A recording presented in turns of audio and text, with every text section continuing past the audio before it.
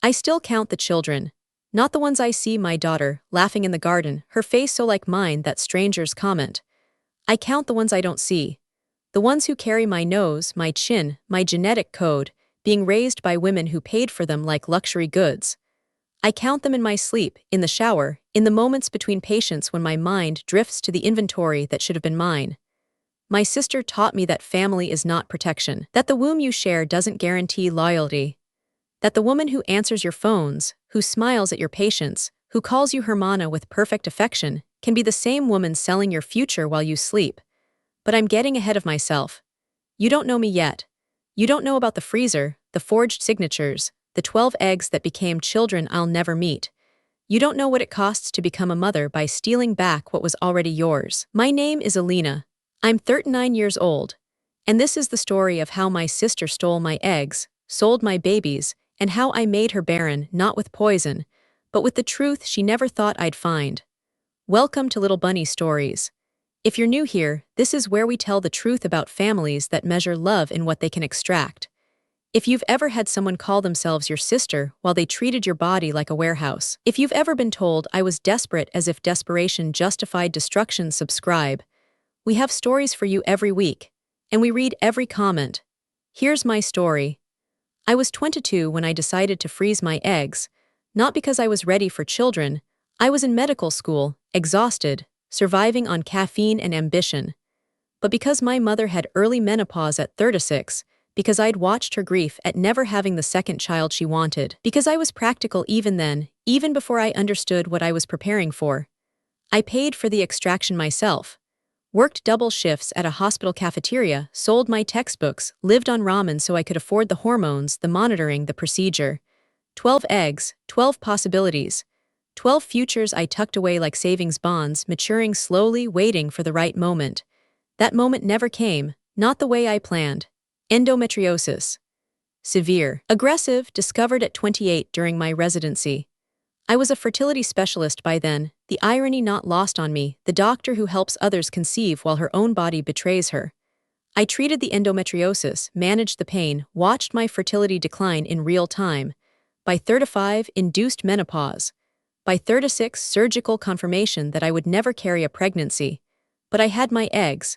12 frozen possibilities. Enough with donor sperm to attempt surrogacy, to become a mother through the generosity of another woman's body. I was ready. I had saved. I had planned. I was 37 when I discovered that planning means nothing when someone else holds your future. Carla was 3 years younger. The pretty one, the charming one, the one who wasn't academic and made it sound like a virtue. She'd flitted through jobs, retail, reception, customer service, never staying long, always with a story about unfair bosses, jealous coworkers, circumstances beyond her control. I hired her at 30, not because she was qualified, she wasn't, because she was my sister, because our mother was dead and our father was absent, and I believed, despite everything my medical training taught me about evidence, that blood meant something. That family was a contract of loyalty that didn't require signatures. She was my receptionist. The face of my clinic, the voice that answered calls, the smile that greeted patients. She was good at it, warm, empathetic, the kind of woman who remembered names and birthdays and the details of strangers' lives. Patients loved her. I loved her in the complicated way of sisters who share history but not values. I told her about the eggs. Of course I did. She was family. She was my confidante, my sounding board, the person I complained to about difficult patients, insurance battles, the exhaustion of building a practice. I told her about the extraction at 22, the endometriosis, the plan to use donor sperm and a surrogate. I showed her the records, the storage facility, the future I was preparing. She was supportive, enthusiastic. You'll be the best mother, she said, hugging me. Those eggs are so lucky to have you. I believed her. I believed that enthusiasm. I didn't see the calculation behind it, the assessment, the inventory of my assets that she was quietly compiling. 3 years later, I was ready. The donor selected, the surrogate screened, the finances arranged. I went to the storage facility to initiate the transfer. 12 eggs, that was the record. 12 extracted, 12 frozen, 12 waiting. 3 remained. I stood in the cryogenic storage room, the cold biting through my lab coat, and I stared at the computer screen. I checked again. I pulled the physical records, the paper logs, the signatures and dates. Transferred. 12 eggs transferred. 3 years ago, signed by me, but I hadn't signed, I hadn't transferred. I hadn't been in this facility for 5 years since the initial storage. The signature looked like mine, close enough to pass casual inspection, different enough to fail forensic comparison. The date, 3 years ago, when I was in surgery, when I was presenting at a conference, when I had an alibi that didn't matter because the signature was supposedly mine, and who questions their own handwriting. I didn't panic. I'm a doctor. I'm trained to function in crisis, to diagnose before reacting, to gather information before acting. I closed the records, I smiled at the technician, I drove home in silence. And then I began to investigate. It took 6 months. Not because the information was hidden, because I didn't want to find it. Because every step confirmed what I suspected, and every confirmation broke something I hadn't known was fragile. The 12 eggs had been transferred to a clinic in another state. A facility I didn't recognize, with doctors I'd never heard of, operating in a regulatory gray zone where donor anonymity was a selling point for wealthy clients. The recipients, 6 women, anonymous, paying premium prices. $80,000 per egg, according to the price list I found buried in archived web pages. $960,000 total, minus the clinic's cut, the broker's fee, the logistics of transport and storage. The broker, an incorporation document filed in Delaware listing a single officer. Carla Vargas, my sister, my receptionist, the face of my clinic, using my name and reputation to build a business selling my genetic material. I found the bank records, transfers from the Delaware Corporation to an account in the Cayman Islands. Regular deposits, structured to avoid reporting thresholds. $960,000, minus expenses, minus the payments to complicit technicians at my storage facility. I found more. 2 of the eggs had been successfully fertilized, implanted, resulted in live births. 2 children. Genetically mine, carried by women who'd paid for the privilege, raised in homes I'd never see, loved by mothers who'd purchased what my sister stole. I sat with this information for a week. I didn't eat. I didn't sleep. I went to work, saw patients, performed procedures, while inside I was screaming, mourning, calculating. I was a mother of 2 children I'd never meet and a victim of a sister who'd monetized my infertility. I could have gone to the police. I considered it. But the law around gamete theft is ambiguous. Eggs aren't organs, protected by transplant laws. They're tissue, property of uncertain status, especially when voluntarily donated with documentation that appeared legal. Carla had covered her tracks: the forged signature, the complicit technicians, the Delaware Corporation, the offshore account. A prosecution would take years, would expose my private medical history, would make me a spectacle while Carla hired lawyers with my money. I chose a different path. I chose to become the disease I treated. The complication no one expects. The diagnosis that arrives after the test results seem clear. I recovered the 3 remaining eggs first, transferred them to a facility 3 states away under a false name with documentation that didn't connect to me or my practice. Carla didn't know.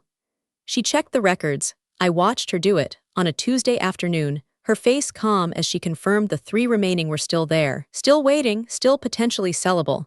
Then I investigated the buyers. Not to reclaim, I had no legal standing, no desire to tear children from mothers who'd paid in good faith, no wish to make those children into legal battlegrounds. I investigated to understand, to know who had purchased pieces of me. They were powerful women. Executives, celebrities, some with names I recognized from magazines. Women who'd delayed motherhood for careers, who'd found their own fertility compromised, who'd turned to the gray market for elite donor eggs that guaranteed intelligence, health, genetic superiority.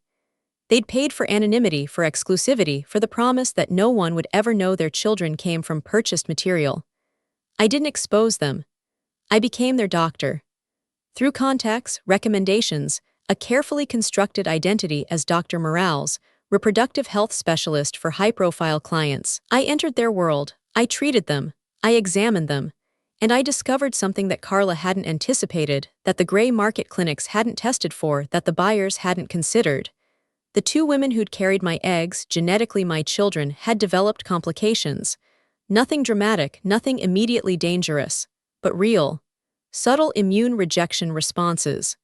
Proteins their bodies didn't recognize, triggering inflammatory cascades that affected their reproductive systems.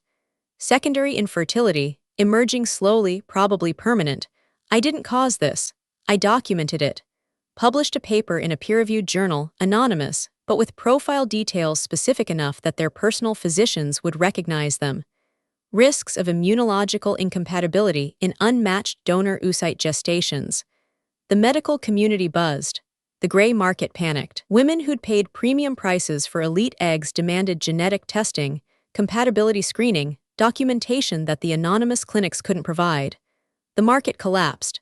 The $80,000 eggs became liabilities.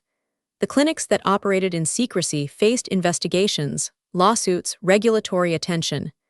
Carla's business, built on my genetic material, my reputation, my sister's trust, dried up overnight. But I wasn't finished. Carla, desperate, tried to rebuild. She approached other fertility clinics, other doctors, other potential sources. But I'd been busy. I'd contacted professional associations, medical boards, regulatory agencies. I'd shared my story, carefully, anonymously, but with enough detail that anyone hiring Carla Vargas would know what she'd done, what she was capable of, what trusting her cost. She was blacklisted. No clinic in the country would hire her. Her name became synonymous with gamete theft, with medical fraud, with the violation of trust that fertility patients fear most. She tried to change her name, her appearance, her state of residence, but I documented everything. Every alias, every attempt, every job application. I was systematic, I was thorough. I was the accountant she'd never been. Then I used my final card. The 3 remaining eggs. Mine. Genetically identical to the 12 she'd sold. I fertilized one. Donor sperm, carefully selected, genetically screened. I couldn't carry, my body had failed me long ago, but I found a surrogate. Not through an agency, not through the gray market. Through a patient I'd treated, a woman who'd struggled with her own fertility, who understood what it meant to want a child, who agreed to carry for me because I'd helped her when no one else would. I paid her with recovered funds, money traced from Carla's Cayman account, legally reclaimed through civil suits, through asset seizures, through the slow grinding of legal machinery that Carla couldn't escape because I'd buried her in documentation. The pregnancy was uneventful. The birth, perfect, a girl, dark hair, my chin, my mother's eyes. I named her Esperanza because that's what she was. The hope that Carla couldn't steal, the future that existed despite everything, the proof that some things survive betrayal. I didn't hide her. I showed her. At medical conferences, in professional photos, in social media posts that were professional, appropriate, devastating in their ordinariness.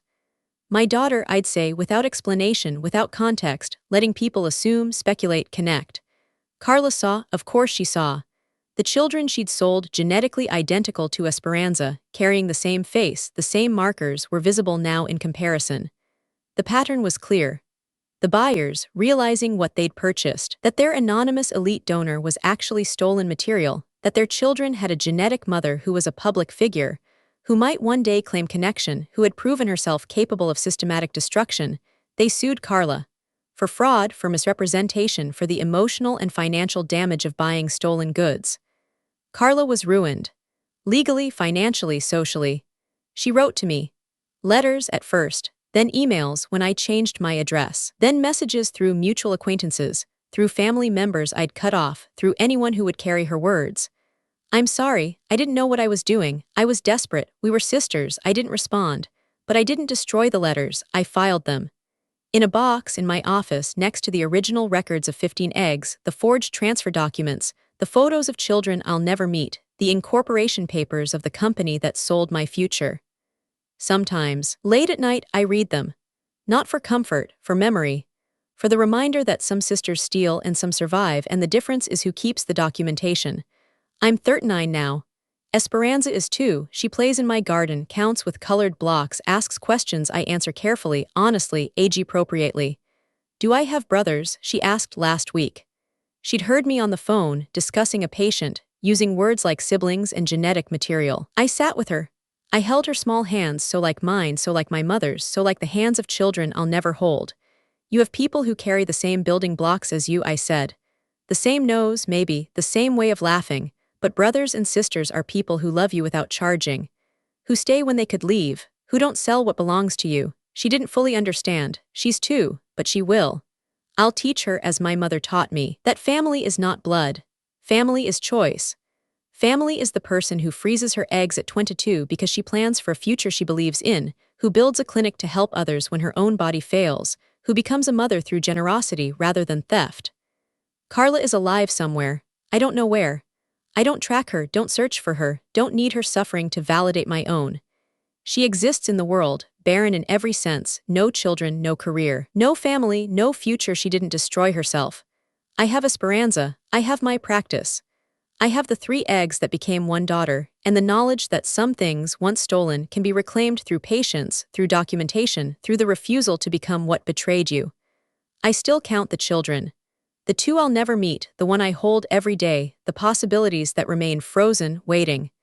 I count them not with grief, but with the precise attention of a woman who understands inventory, who knows what was lost and what was saved, who built a life from the wreckage of her sister's greed. I'm Alina. I'm 39 years old. I have a daughter, a clinic, and a filing cabinet that contains the history of my destruction and my reconstruction. I have eggs that became children I didn't choose, and eggs that became the daughter I did, and the understanding that motherhood is not possession. It's the choice to love what is yours, regardless of how it came to you. See you in the next story.